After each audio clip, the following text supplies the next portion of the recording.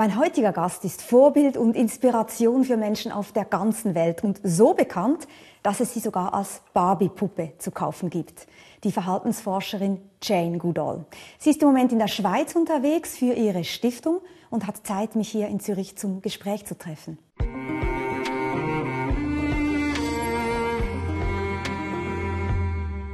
Herzlich willkommen, Jane Goodall. Schön, dass Sie Zeit haben. Oh, thank you. Ich freue mich sehr, dass Sie hier sind. Frau Goodall, Sie sind bald jetzt schon 70 Jahre unterwegs, studieren die Schimpansen, kämpfen für die Erhaltung ihres Lebensraumes. Und ich frage mich manchmal, wussten Sie eigentlich immer schon, dass Sie Ihr ganzes Herz, Ihr Leben diesen Tieren widmen werden? I had absolutely no idea. You know, when I was 10, my dream was to go to Africa and live with wild animals and write books about them. I would have studied any animal, but I met Louis Leakey, and he gave me the opportunity to live among the creature closest to us, the chimpanzee. And I thought maybe I'd study them for 3 years, and lo and behold, I'm still involved with the study today, although I'm not there full time. Und über diese ganze Geschichte, wie Sie Louis Leakey kennengelernt haben und so weiter, werden wir später noch sprechen. Vielleicht auch einmal kurz zurück zu dieser kleinen Jane, die Sie einmal waren. Sie heißen ja Jane und natürlich fragt man sich, hat das irgendetwas damit zu tun, dass es ja auch die Geschichte von Tarzan gibt, die Sie ja so gemacht haben als Kind. Der Junge, der bei den Affen aufgewachsen ist und in den sich dann Jane verliebt. Ist es ein Zufall, dass Sie Jane heißen? My mother had no idea about the Tarzan books when she named me, and it was because of reading the Tarzan books that my dream was to go to Africa. And of course, a little girl of 10 can be very romantic, and I fell passionately in love with this glorious Lord of the Jungle, and he married the wrong Jane. Und nicht Sie, das ist natürlich wirklich schade, aber trotzdem hat es Sie dann in den Dschungel verschlagen. Zurück noch einmal zu dieser Puppe hier. Ich meine, nicht jeder hat von sich eine Puppe. Sie haben einen fulminanten Aufstieg hingelegt als Wissenschaftlerin. Haben Sie selber so eine Barbie?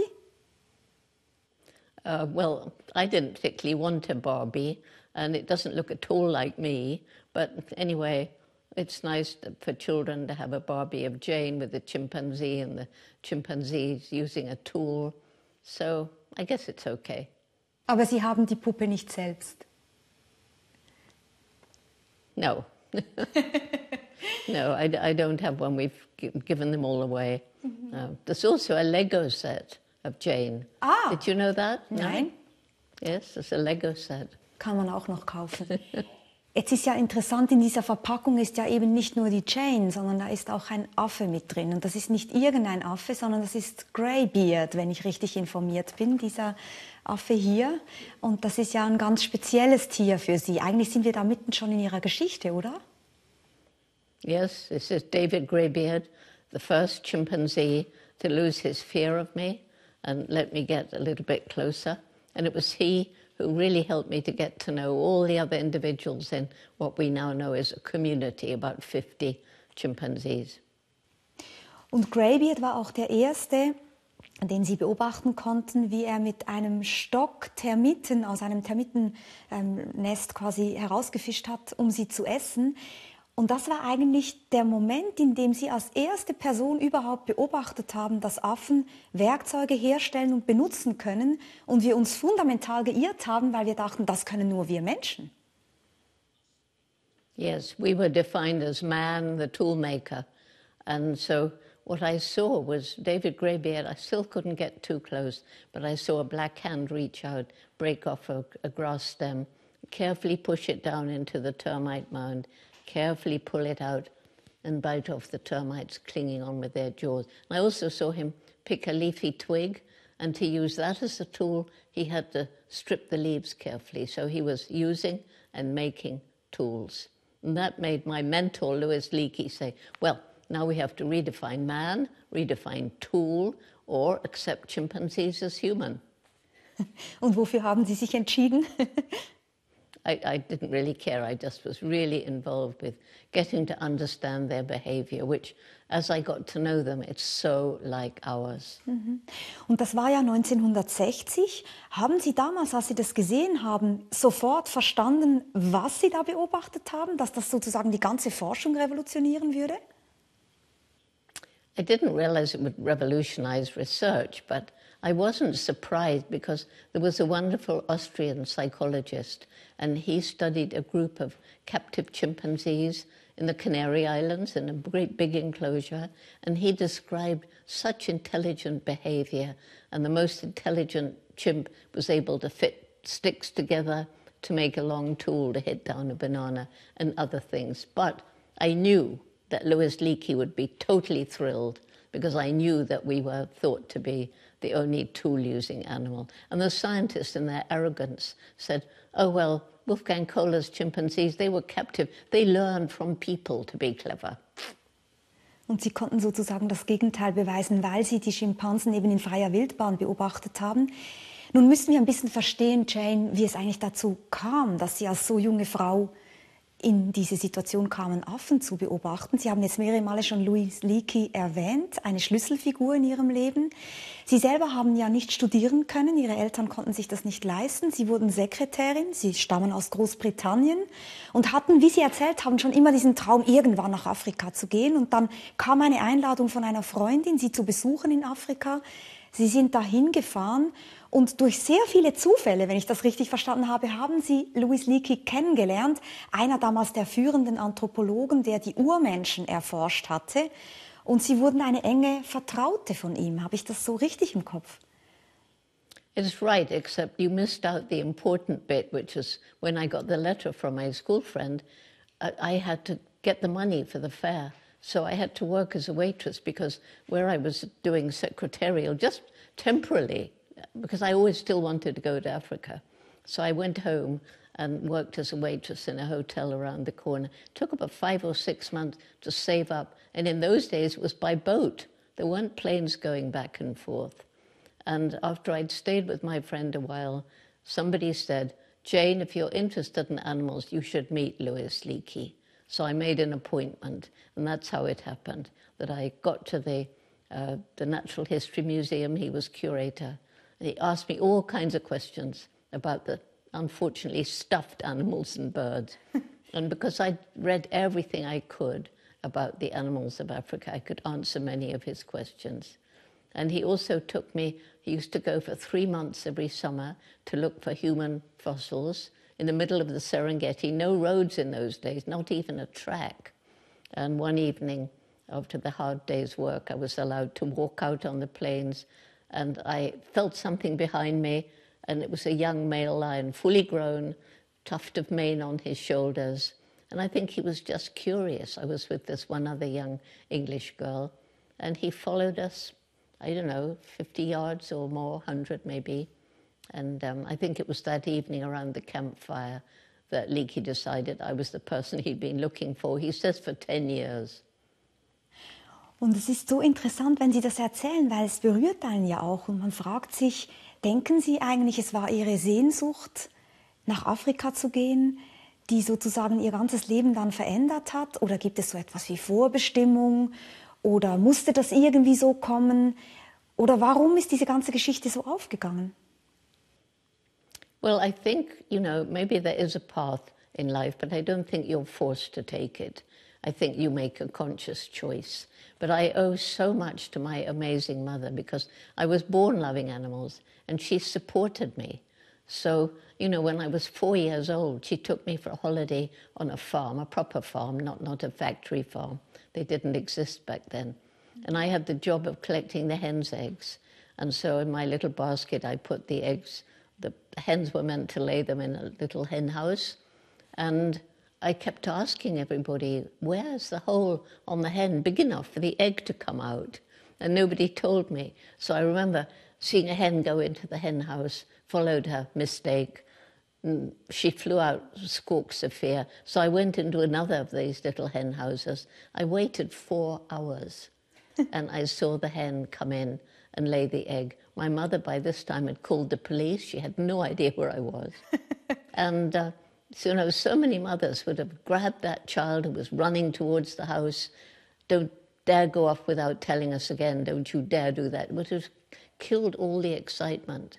So that was the making of the little scientist. Curiosity, asking questions, deciding to find out for yourself, making a mistake, not giving up, and learning patience.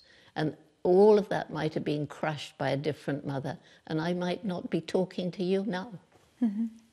Das ist eine wunderschöne Geschichte. Wenn wir zurückgehen zu Ihrem Werdegang, dieser Louis Leakey war wirklich hingerissen von Ihnen, von Ihrem Talent und hat Ihnen eben diesen Auftrag gegeben, als erste Person die Schimpansen in der Wildnis zu beobachten, zu erforschen. Er hat Ihnen diese Aufgabe ja auch vertraut, weil er der Meinung war, Frauen seien dafür geeigneter, was irgendwie ungewöhnlich war für diese Zeit. Warum hat er so ein großes Vertrauen gerade in Frauen? I think he felt that women could be more patient. And, you know, back then when we were talking, man was the breadwinner, right? So if a man had gone out, he'd have to hurry up because he'd be the one to look after the wife and children. Whereas the woman, you know, she could just sit back and some man, knight in white armor, would come along and whisk her off. So she could just be patient and wait. Und er hat ja dann auch mehrere Frauen noch weiter beauftragt. Sie waren nicht die einzige. Kurze Zeit später dann Dian Fossey, die begann dann die Gorillas zu erforschen und Birute Galdikas die Orang-Utans. Man nannte sie drei auch die Primaten. Hatten diese drei Frauen, hatten sie Kontakt untereinander? Haben sie sich ausgetauscht? Oh yes, I knew Dian very well and I knew Birute as well. And we did, for about 2 years, we did sessions together, the three of us talking to audiences in America. Und Dian Fossey ist ja leider dann verstorben. Sie wurde ermordet. Ihr Leben wurde auch verfilmt unter dem Titel Gorillas in the Mist. Und wenn man sich das vor Augen führt, wie gefährlich diese Arbeit war. Also einerseits gab es die Personen, die nach Buschfleisch, also Wilderer, die Buschfleisch suchten. Man hat zum Teil auch Affen gefangen, um sie als Haustiere weiter zu verkaufen und so weiter. Es war eine gefährliche Aufgabe.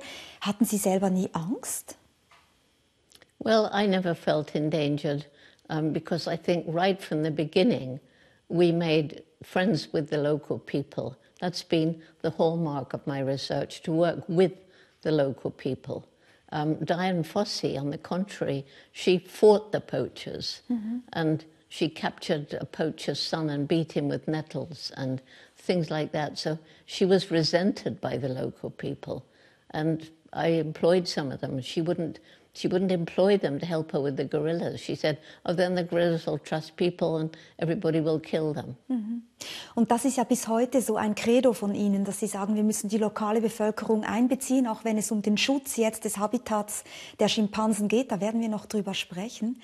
Wenn wir zurückgehen in diese Zeit, dann haben Sie ja tatsächlich am 14. Juli 1960 den Gombe Nationalpark betreten oder diese Region betreten. Es war unvorstellbar damals, dass Sie da alleine hinfahren würden. Sie waren 26 Jahre alt, sondern es musste irgendeine Begleitung her, die sich einmal mehr dann fand in Ihrer großartigen Mutter, die sich bereit erklärte, Sie zu begleiten.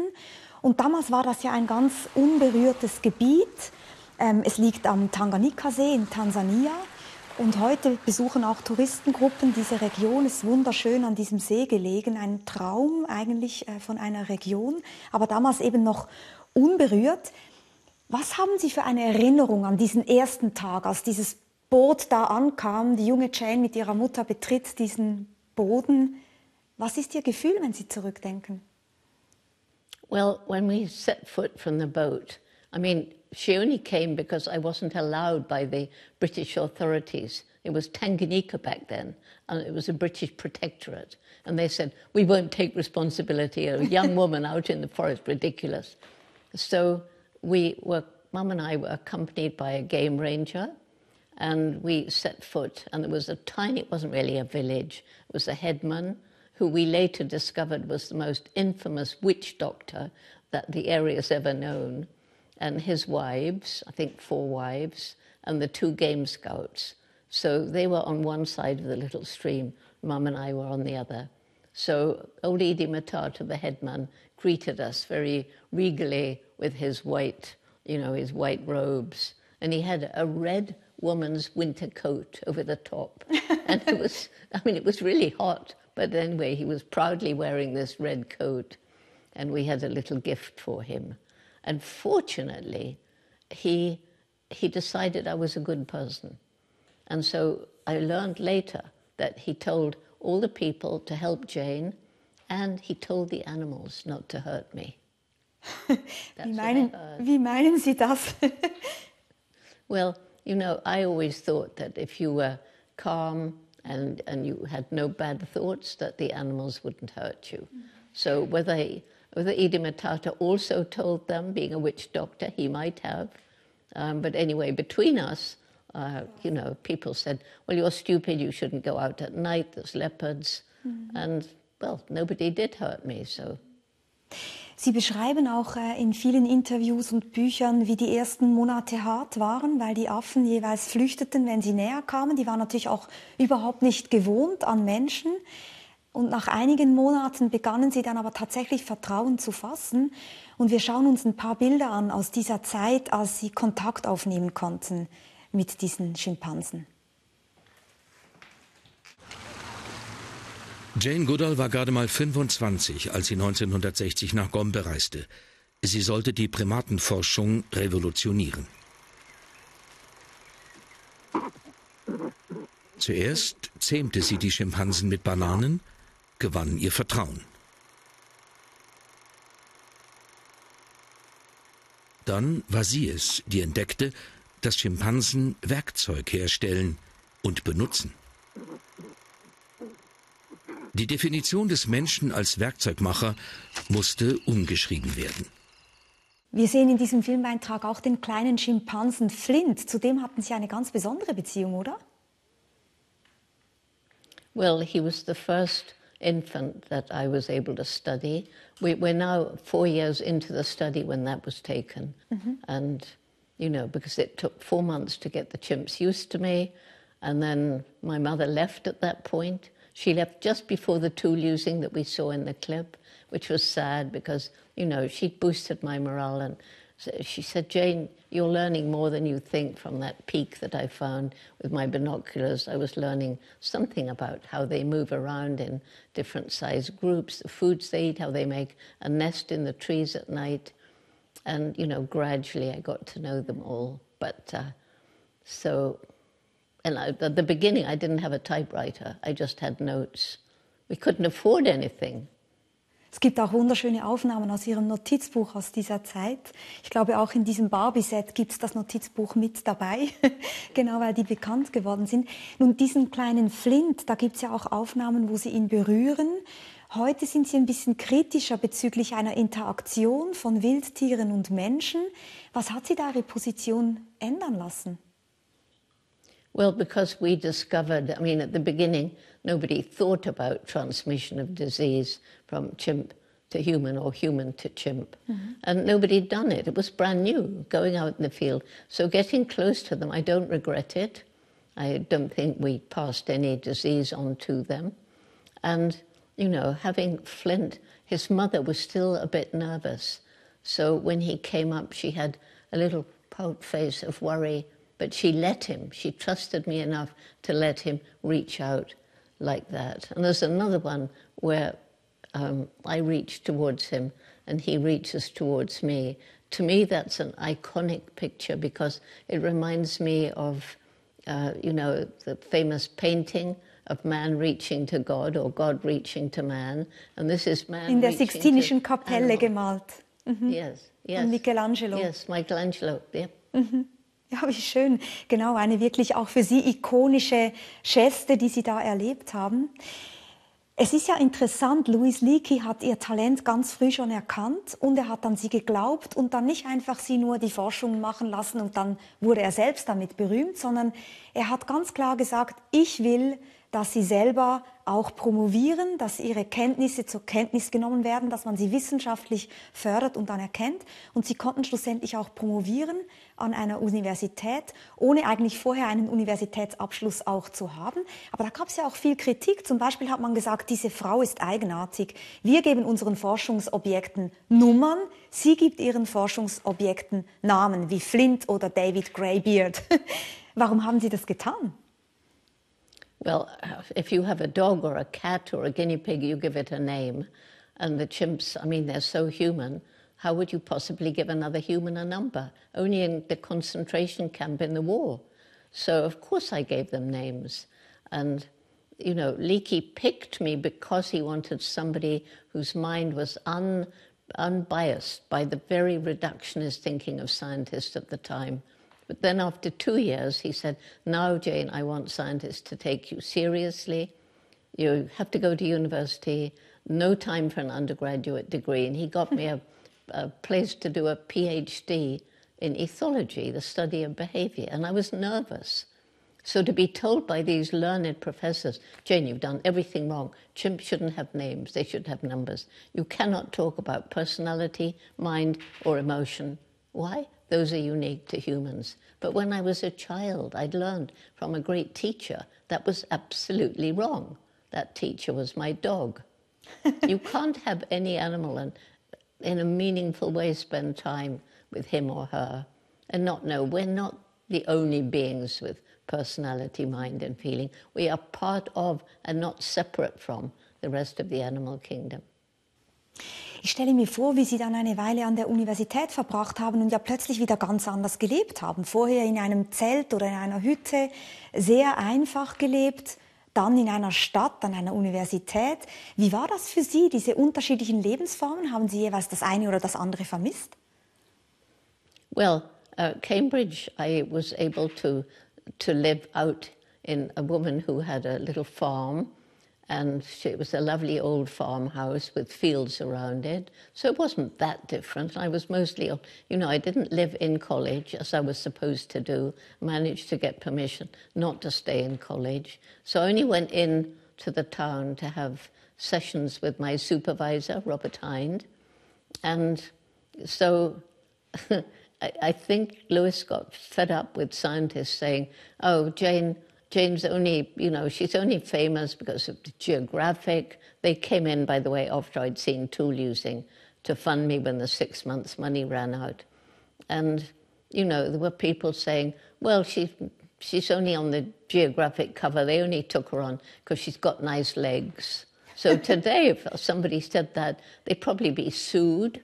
But back then I said, well, if it's my legs that have got me money to continue studying the chimps, thank you, legs. Und das hat dann auch vielleicht zur Barbie geführt, ich weiß es nicht, aber es ist natürlich empörend, solche Bemerkungen und äußerst sexistisch. Sie wurden ja in dieser Zeit, als Sie in Gombe waren, auch selber Mutter von einem kleinen Jungen, den Sie Grub nennen. Der ist auch unter diesem Namen sozusagen in die Geschichte eingegangen. Wie war das damals? Irgendwo habe ich gelesen, Sie mussten einen Käfig bauen für diesen kleinen Sohn, weil wenn Sie diese Schimpansen beobachtet haben, hätte vielleicht die Gefahr bestanden, dass die Schimpansen gekommen wären und ihrerseits den kleinen Jungen dann, Ihren Jungen, mitgenommen hätten. Well, unfortunately, chimps, they do eat meat, they hunt, and they have been known to eat human infants. Not often, but it's been known. So obviously, also the baboons, you know, there's a lot of baboons, and they're very big, and they've got huge canines. They also eat meat. So when my son Grub, and by the way, he was called Grub because there was a little chimp called Goblin, and he always, unlike the other infants, if he played, he was always covered in straw. When he was eating, he was always messy. And my son, when I weaned him, he didn't like solid food, so he would often smash them in his face. So Goblin the chimp became Goblin Grub, and my son became Grublin Gob. And it stuck as Grub. But when he was very small, Hugo was working on the Serengeti, photographing, filming lions. And so Grub was often there with us.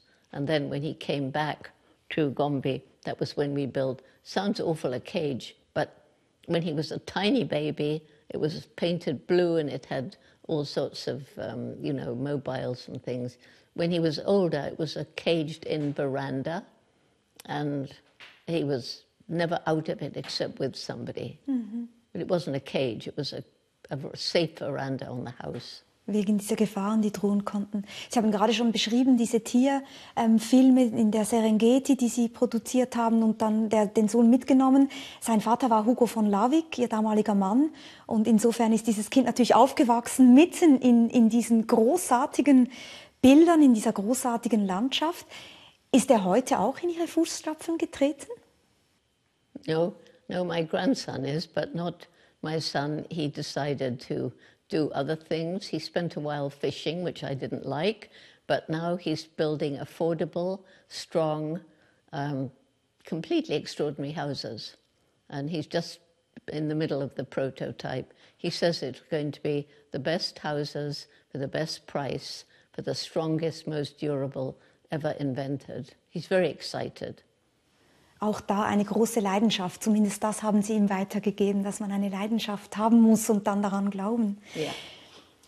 Ich glaube, es wurde jetzt schon deutlich im Gespräch, wie sehr Sie den Unterschied zwischen Menschen und Tieren, vor allem zwischen großen Menschenaffen und Menschen, einebnen möchten und irgendwie auch denken, es ist verkehrt, eine starke Grenze zu ziehen, sondern wir haben sehr, sehr viel gemeinsam. Tatsächlich wissen wir heute, dass wir nur einen Bruchteil unseres Gengutes nicht dieselben Erbanlagen sind.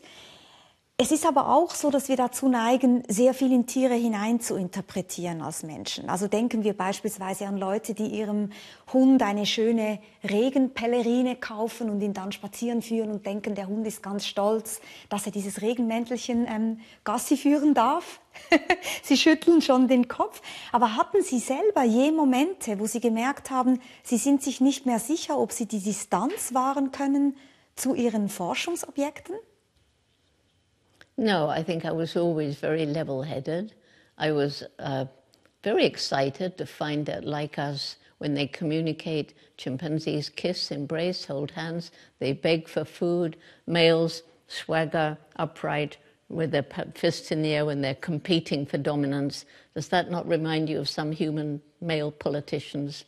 And so, you know, the way the mothers treat their young ones, the young ones have a lot to learn, so there's a long childhood.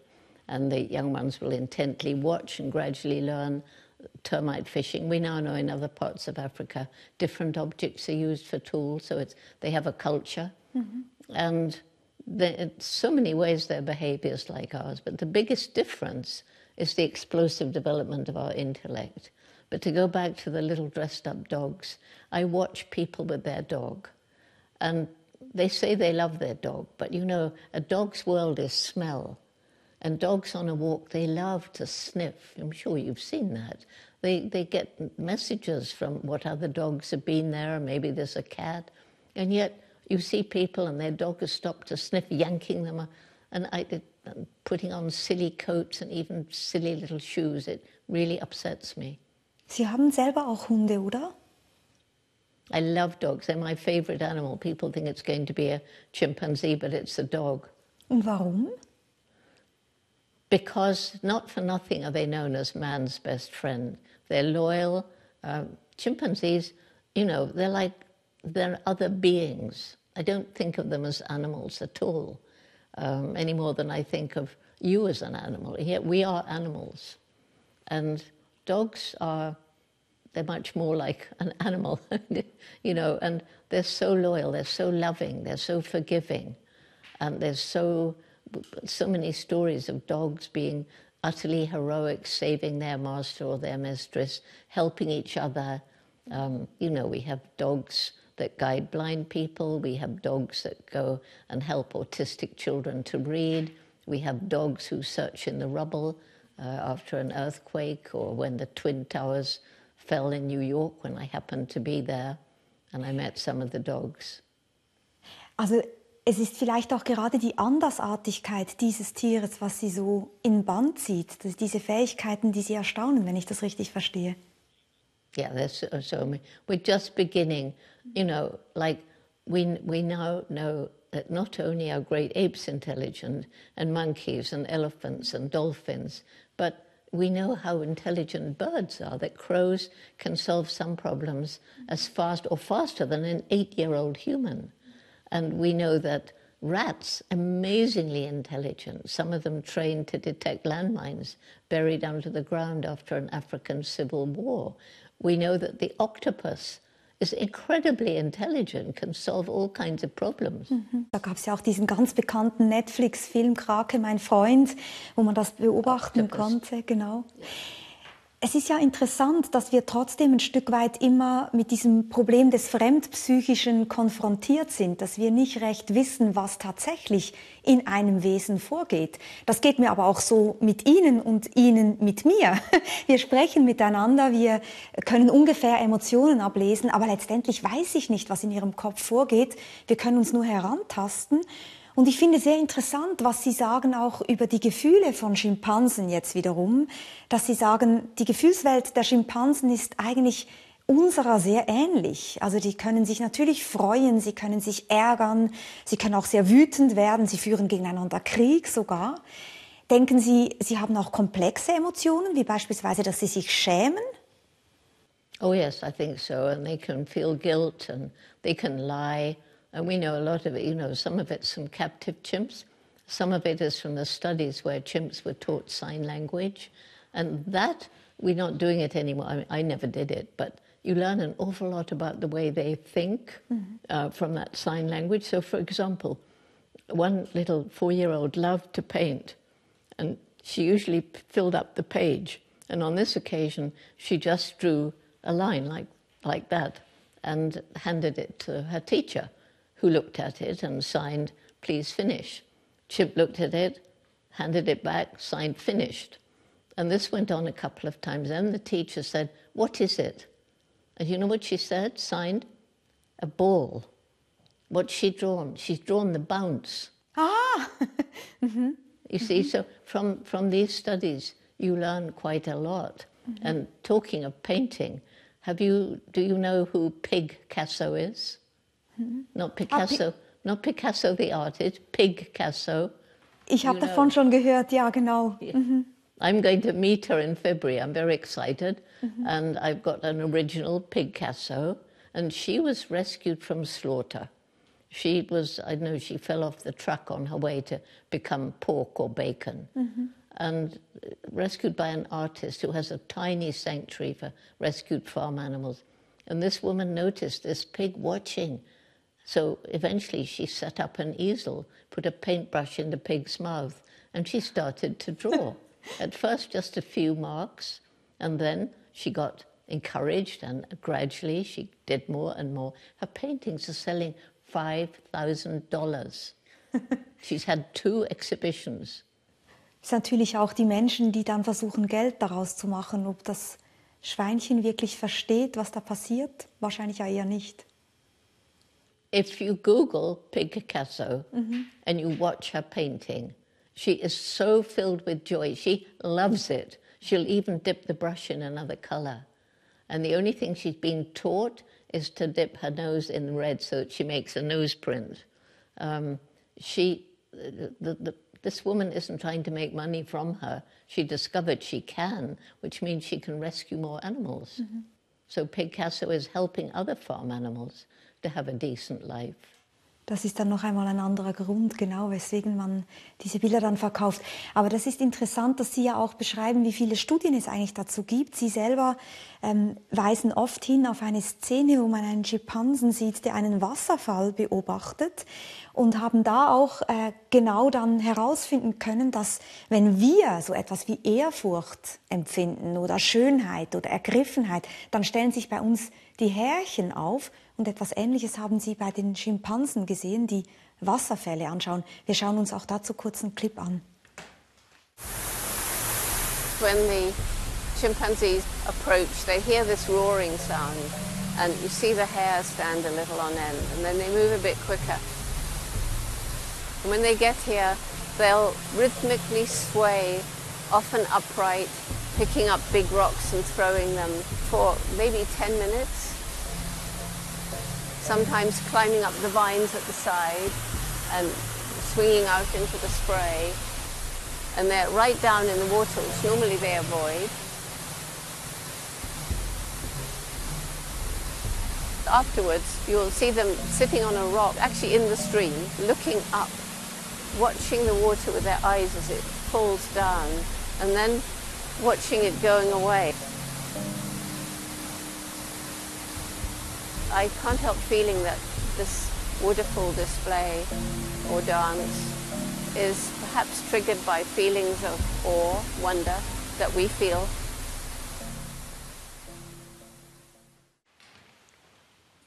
Also so etwas wie Ehrfurchtsempfinden auch bei den Schimpansen? I believe so, something like wonder and awe. And, you know, the thing that makes us more different from the other animals than anything else is the explosive development of our intellect, which at least in part, must have been triggered because we developed a way of speaking that we're using now with words. So I can explain to you things you've never seen. Chimpanzee infants learn by watching. And so if the chimpanzees could talk and discuss what makes them do this amazing display or dance by the waterfall, sometimes at the start of heavy rain, then it might turn into something like the early animist religions, worship of sun, water, things they couldn't understand. Glauben Sie eigentlich, dass große Menschenaffen auch wissen, dass sie sterblich sind?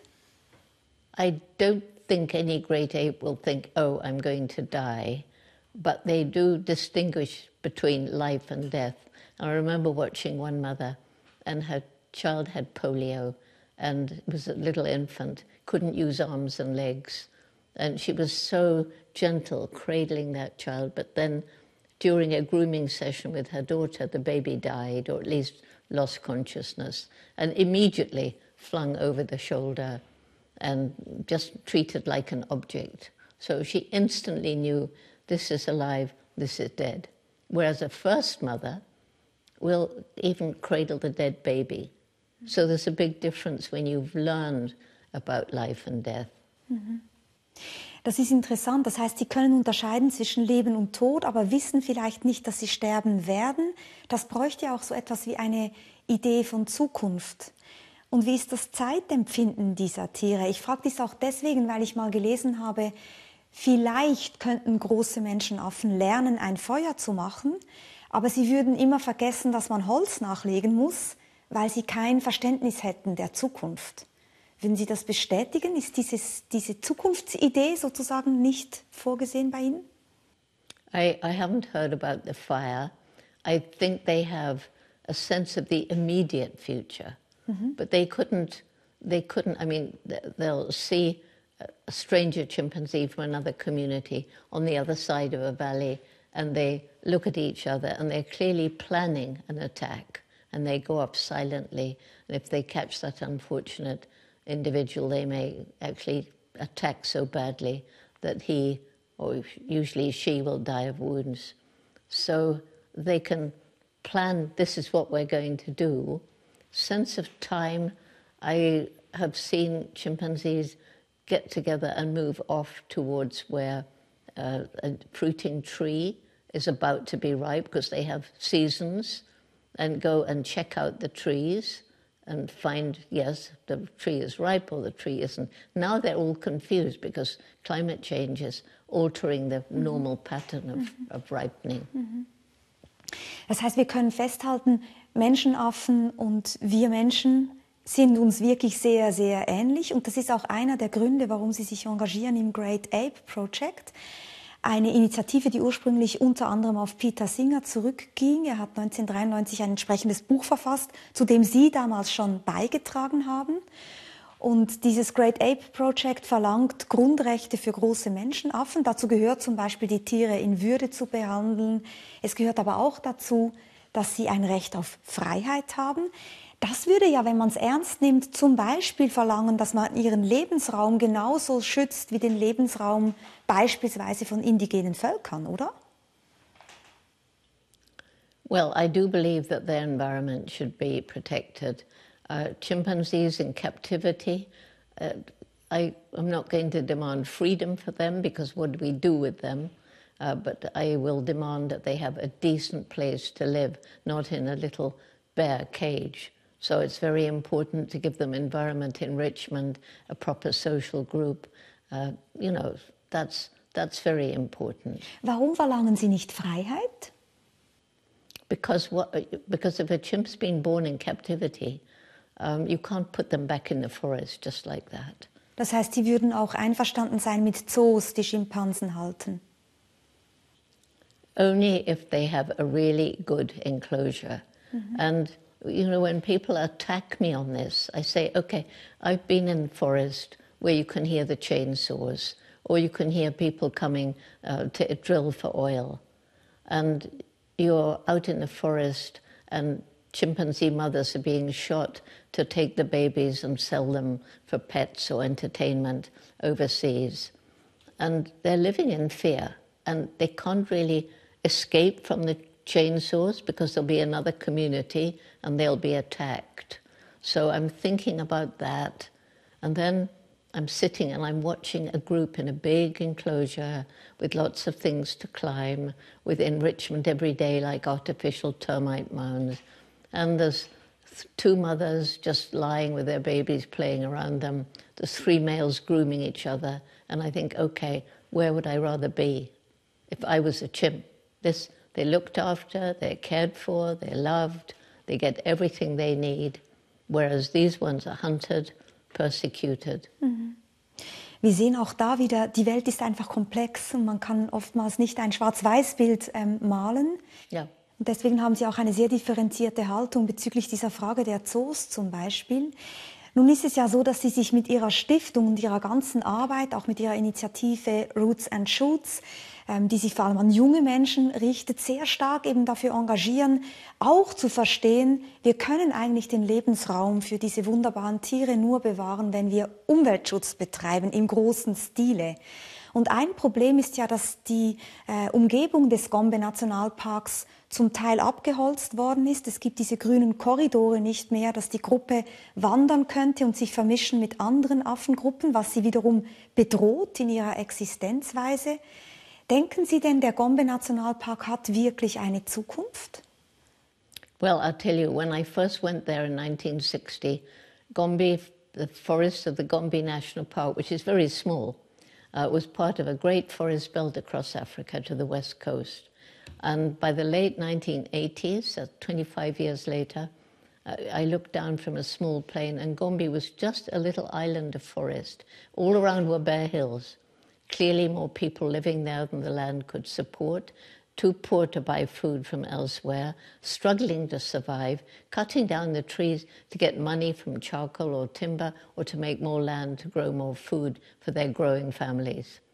And that's when it hit me. If we don't find ways of helping these people make a living without destroying the environment, we can't save chimps, forests or anything else. And so I think ahead of just about any other conservation group, we started the Jane Goodall Institute method of community-led conservation. So not going into a poor village and saying, oh, well, we've come to tell you what to do. No, it was a local team of Tanzanians going into the villages, sitting with the elders and saying, what can we do to make your lives better? Oh, they wanted to grow more food. They wanted to have better health and education for their children. And that's where we started, restoring fertility without chemicals. And gradually from the 12 villages around Gombe, we've extended to 104 villages throughout Chimp Range, scholarships to give girls a chance of secondary education, microfinance, so that the villagers can choose their own small environmentally sustainable businesses, family planning so that they can plan the number of children that they have, knowing they can't support the 8 to 10 that were common when I arrived. Mm-hmm. And now the people have come to trust us, and they've understood that protecting the environment is not only for wildlife, but it's for their own future. There are no more bare hills around Gombe. The corridor, we're gradually building back. We've had chimpanzees from outside come into Gombe, bringing their new genes with them. So yes, Gombe has a future. Und das führt uns ja eigentlich zurück zu dem, was Sie gesagt haben über Dian Fossey, also wie wichtig es eben ist, von vornherein eigentlich mit der lokalen Bevölkerung zu arbeiten, zu verstehen, wie diese Personen, die da leben, eigentlich unglaublich schwierige Lebensbedingungen haben. Oftmals wird der Wald ja auch abgebrannt, weil sie Holzkohle brauchen, um dann wiederum heizen zu können und so weiter, also schwierige Lebensbedingungen. Trotzdem gibt es wahrscheinlich auch Personen, die denken, naja, das ist doch trotzdem so ein Stück weit neokolonialistisch gedacht. Hier kommen weiße Menschen und wollen hier Tiere retten, währenddessen eigentlich ja der globale Norden dafür verantwortlich ist, dass es beispielsweise diese katastrophale Klimakrise gibt. Wieso lassen die uns nicht einfach in Ruhe und schauen, dass wir irgendwie zurechtkommen? Wurden Sie je mit solchen Vorwürfen konfrontiert? No, because we didn't act like the neo-colonialists who went in to save animals. We didn't even talk about saving animals. We talked about helping the people live better lives. We introduced, you mentioned the Roots and Shoots program for young people. And so it was only gradually that they came to understand that animals are part of the environment, and we depend on healthy environments, and if you remove the animals, then the ecosystem will eventually collapse. So gradually this all came in to be part of their thinking. And so it's the opposite of neo-colonialism. It's working, allowing, we call it community-led conservation. They're in charge. We're just there to help support them. Und dieser Blick sozusagen auf die Schimpansen als Teil eines gesunden Gleichgewichts in der Natur, was dann eben wiederum auch eine langfristige Form von Landwirtschaft ermöglicht, ein Zusammenleben zwischen Menschen, Tieren, Wald, Feldern und so weiter. Das alles führt Sie ja auch zum Beispiel dazu, dass Sie sagen, wir sollten auf gar keinen Fall diese Schimpansen nehmen, eben als Haustiere beispielsweise, sondern wenn Sie Tiere aus der Wildnis befreit haben, dann immer nur, um sie aufzupäppeln, um sie zu pflegen, wenn sie verwundet waren und sie danach wieder freizugeben, wenn es möglich war, es sei denn, sie sind schon in einem Zoo geboren beispielsweise. Und da würde ich gerne auch noch einmal ein Beispiel mit Ihnen ansehen, nämlich Wunda, eine Schimpansendame, die verletzt wurde, die man aufgepäppelt hat, die war sehr, sehr krank. Und wir sehen, wie sie begleiten wieder zurück in die Wildnis. She nearly died, but thanks to Rebecca, she came back from the dead. And here she is about to come out into this paradise. She's the 15th chimpanzee to get her freedom here. And we hope ultimately to have about 60 on the island. Today is the first time I've met Wunda. I talked to her on the boat, trying to reassure her. She must have wondered what was happening. None of us could predict exactly what she would do once the cage door opened.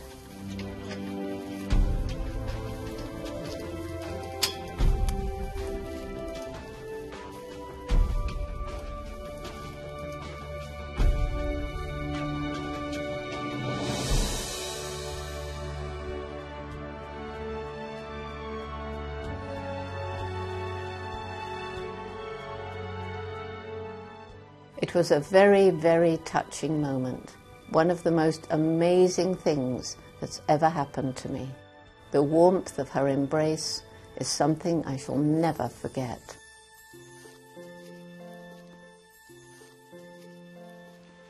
Diese Szene berührt mich wahnsinnig und ich habe mich gefragt, ich habe es mehrere Male angeschaut, warum berührt es mich so sehr? Es ist fast eine Form von Berührtsein, was einen auch ein bisschen irritiert, weil ein Affe etwas tut, was wir sonst nur von Menschen kennen, oder ich zumindest nur von Menschen kenne. Well, Wunda, actually, when she very first arrived at the sanctuary, she was badly wounded by the bullet that killed her mother. And Rebecca again healed her. And then when she was 8 or 9, she got deathly sick and again was healed. So she's not going into the wild, she's going into a sanctuary. And a sanctuary is a place where they're fed. Mm-hmm. They have a certain amount of wild food, but that island isn't big enough to fulfill all their needs. So they're on the island, they still get fed, they can be treated if they're sick. So it's very different. Now we do hope maybe some of them, once they, they're integrated in a group. And Wunda had a baby, by the way. She wasn't meant to. She was on birth control because we've got nearly 200 chimpanzees and they're expensive. It's really expensive to fund chimpunga in the Republic of Congo. And she had the baby, so she would be a candidate for maybe going into the real wild. She can't because she's the wrong species, we discovered. But putting them into the real wild is difficult. They're used to people. So they might go into an African village, and they might be hurt or they might hurt. There might be wild chimps there, and then they'll be invading the territory, and they might be attacked. Or if the group of captive chimps that's released is bigger, they might take over the food that the wild chimps need. So it's not easy. And, you know, hopefully one or two groups eventually can be released. But these sanctuaries, you know, it's like freedom, only it's freedom plus. It's like we're free to do what we like and climb the trees and make nests. We also get some handout of food if we're hungry. And we get treated if we're sick. Aber dieser Moment, das Wunder sie so umarmt hat, warum hat sie das getan? Weil in diesem Film sagen sie ja auch, dass sie Wunder noch gar nicht lange gekannt haben, wenn ich das richtig verstanden habe. I had only met her that day. Warum umarmt sie sie? The man, one of her caregivers, the one who's patting her head, he said, "How does this chimpanzee know this lady is responsible for all of this?" Well, of course she didn't, but I've always had a special connection with animals, and it's the same with other animals too. Es ist wirklich sehr berührend, und wenn ich Sie so sehe mit dieser Wunder, frage ich mich, haben Sie eigentlich jeweils sich auch erkundigt danach oder Forschungen angestellt, ob beispielsweise Flint noch lebt, ob Greybeard schon gestorben ist? Also vermissen Sie die Tiere manchmal und fragen sich, was aus denen geworden ist? David Greybeard disappeared, probably died in 1968 during an epidemic. Flint died when he was 8 years old. He was a mummy's boy. Flo, his mother, had another baby. She weaned Flint much too early for normal. She was only 4 instead of 5. And when the baby died, Flint went back. And Flo, having lost a baby, took him back. And he rode about on her back. He tried to suckle, but of course there wasn't any milk. He slept with her at night. And when she died, just of old age, she was probably about 60, he couldn't live without her. And he just faded away, wouldn't eat, and died. Aber das heißt, Sie haben schon immer irgendwie weiterverfolgt, was mit diesen einzelnen Schimpansen, die Sie so gut kannten, auch weiter passiert ist. Yes, and it was very tragic, particularly when David Greybeard disappeared, because he was, you know, the closest I had to a real friend. He was the first chimp that I could touch. He took first chimp who took a banana from my hand, and he let me groom him, and he was just very, very special. Nun gehen Sie bald auf die 90 zu, Jane Goodall, und Sie sind unermüdlich unterwegs für Ihre Mission, das, was Sie interessiert, das, was Sie antreibt, seit Sie ein Kind waren eigentlich. Sie haben einmal gesagt, Sie können erst in den Ruhestand gehen, wenn die Welt gerettet sein wird. Was heißt es denn für Sie, dass die Welt gerettet wäre? Well, it means that we do something about climate change and loss of biodiversity, and this will never save anything if we lose hope. People are losing hope everywhere I go. Young people, suicide rates have gone up. And people come and tell me they feel helpless and hopeless, and then you become apathetic, and then you do nothing. So my mission now is to give people hope that if, and it's an if we get together and take action now, if we think about our own environmental footprints, if we try and somehow persuade governments and business to change the way they act, then it won't be too late. But it is a window of time, and it is still closing. What will come out of, you know, all these various international gatherings of people discussing the climate and what to do. More and more ideas are coming up, like you capture CO2 from the atmosphere, you store it underground, but then, okay, suppose it escapes and kills people.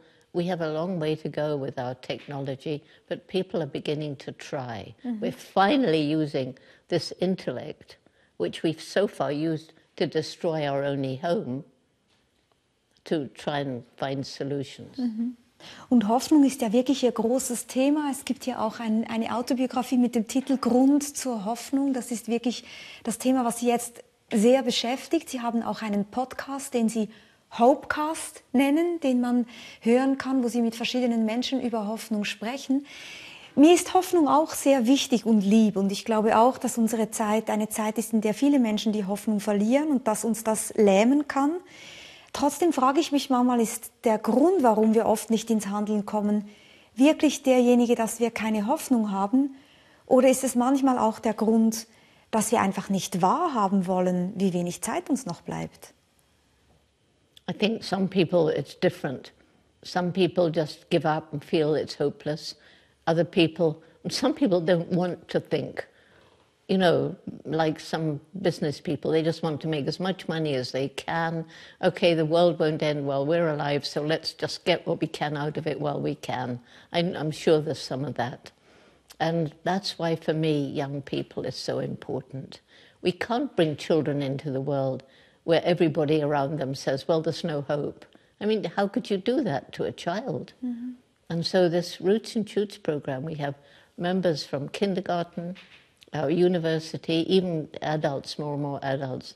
And its message is, every day we live, we make an impact on the planet. And we have a choice what sort of impact we make, unless we're living in dire poverty. And every group, because everything is interconnected in nature, every group chooses 3 projects, one to help people, one to help animals, one to help the environment. We bring them together from different countries as often as we can, usually virtually. We're now in almost 70 countries. The last group that was formed was in the very heart of the Brazilian Amazon with some indigenous people. It's just magic, you know. And the young people, once they understand the problems and they're empowered to choose and take action, they're just so full of energy and passion and determination. So that's, you know, traveling 300 days a year around the world. I'm always inspired by what these young people are doing. Gibt es jetzt, wenn Sie zurückblicken auf Ihr Leben, etwas, wovon Sie denken, das sehen Sie heute anders als, sagen wir, mit 26, als Sie zum ersten Mal in Gombe ankamen? Well, when I set foot in Gombe, there was no talk about the environment being destroyed, the forest being destroyed. That all came later. Mm-hmm. So, of course, I wasn't thinking about the destruction of life as we know it. That's come gradually as I've learned more and more, traveling around the world, meeting more people. But, you know, while it's true that there is so much environmental damage, when I'm traveling around, I constantly meet the most incredibly amazing people, not just youth, but, you know, people doing wonderful projects. Areas that were destroyed, give nature a chance, nature will come back. Animals on the brink of extinction can be given another chance.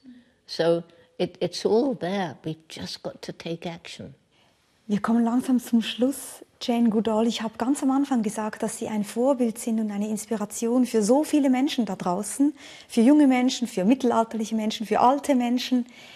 Was ist das, wovon Sie denken, das haben Sie richtig gemacht in Ihrem Leben, dass Sie heute hier sitzen mit diesem unglaublichen Rucksack, den Sie uns jetzt eröffnet haben? Well, I credit a lot to the support I had from my mother, because she gave me that confidence that I could do what I wanted to do. But I think, you know, I was given gifts. If I have a mission in life, and I sort of feel I do, which right now is to give hope. And so, in order to fulfill that mission, I was given many gifts, 2 of which, one, a strong constitution. I don't get sick very often. And 2, a gift of communication, whether it's writing or whether it's speaking. And, you know, I wouldn't do this traveling now. It's exhausting. But when, after a lecture, people come up with tears in their eyes and they say, I've given up, but now I promise I'll do my bit, I'll do my best. You've changed my life. I get this all the time. Also, wenn ich Sie richtig verstehe, ist vielleicht die Botschaft, das zu nutzen, was wir erhalten haben. Und das nehme ich sehr gerne so mit. Ganz herzlichen Dank, dass Sie Zeit hatten für mich. Danke, Jane Goodall. Thank you. Jane Goodall lebte ihren Traum. Wozu inspiriert sie euch? Schreibt es uns gern in die Kommentare. Und wenn ihr wissen wollt, ob Tiere denken können und was von Zoos heute zu halten ist, dann findet ihr hier 2 Gespräche dazu. Viel Spaß damit!